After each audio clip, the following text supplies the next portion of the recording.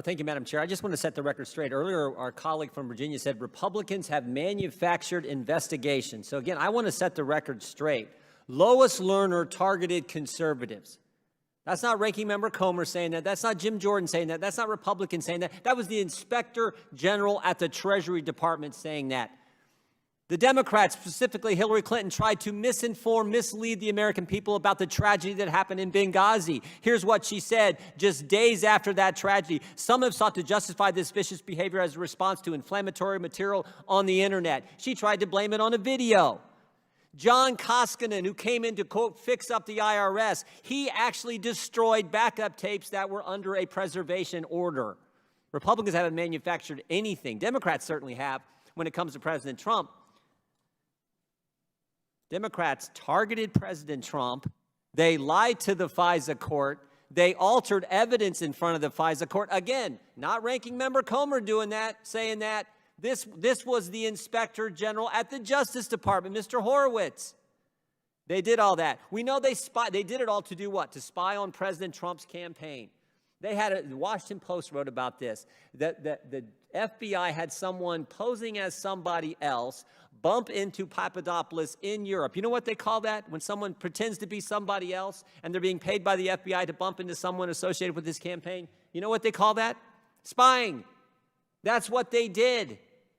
And this all led to Jim Comey leaking the memos to create momentum to get the special counsel, which they got, Robert Mueller, 2 years, 19 lawyers, 40 FBI agents, $30 million later. What did they find? Not a darn thing. And he says Republicans manufacture things. They manufacture, they're still doing it. 7 years they've been going after President Trump. We just want to do the legitimate investigations, and this is certainly one. How do we know? Because last spring, the Washington Post did 2 articles, March 20th, 30th, this spring, 2 articles, 8-page articles, 4 minutes apart, talking about the Hunter Biden laptop as being real and his connections with Chinese companies. This is as real as it gets. So I guess the real question is, what are the Democrats afraid of? We're just asking for information. We're not asking for anything. Just give us the facts. We want to know the communicate. We want the information. That's all we're asking for. And it's kind of important when you think about what happened in 2020. What happened in 2020? 51 former Intel agents misled the country when they signed the letter saying the Hunter Biden laptop was Russian disinformation. No, it wasn't. The Washington Post told us so March 30th of this year. Oh, and what else happened? The FBI went to Facebook and said, hey, you might want to be on the lookout for Russian disinformation. Wink, wink. Don't talk about this story. And what else happened? Maybe the most important thing. We had whistleblowers go to Senator Grassley and say that FBI agents, specifically Timothy Thibault, suppressed evidence about the Hunter Biden family operation just days and weeks before the most important election we have, a presidential election. And so what we have in front of the committee today is simply, let's just get the information. Let's let after the American people were lied to prior to the 2020 election about this story, why not let them have the truth now? It's 2 years too late to have an impact on the most important election we have in our nation. 2 years too late, but at least we should get it. And Democrats say, no, no, no. Let's just say that Republicans do things that are manufactured investigations when in fact they're not, because the Inspector General at Treasury, the Inspector General at Justice have all said they were legitimate investigations where they did wrong things. We're simply asking for information. And you guys know we can't do it. We can't do it. We're not going to do it. We're going to defend Joe Biden no matter what, even though all the evidence is there, even though the Washington Post, your favorite newspaper, said so this past spring. This is a good resolution. We should do it. I can't believe the Democrats are opposing it. I yield back. Sorry, Madam Chairman, I thought I am hearing from the ranking member who I should be recognizing. Yes, ma'am. And we are recognizing you. Chairwoman, thank you very much. Chairwoman, we've had an opportunity today, and we thank you for bringing up hearings that we can express our opinions. We've heard them on gun violence. We've heard them on electric vehicles. We've heard them about a lot of these things, but let me see if I can click down these just one at a time. We've already heard about now for 4 years or more about Donald Trump. This House went through extensive hearings to try and impeach the president, impugn the president, badger the president. We simply think that's fine if you choose to do that, but a Hunter Biden story we hear nothing about from official law enforcement. And I think I've seen these kinds of things before. I don't try and do this often, but my father, when he was FBI director, got the boot because he chose not politically to get engaged in political things. President Clinton saw it differently. We get that.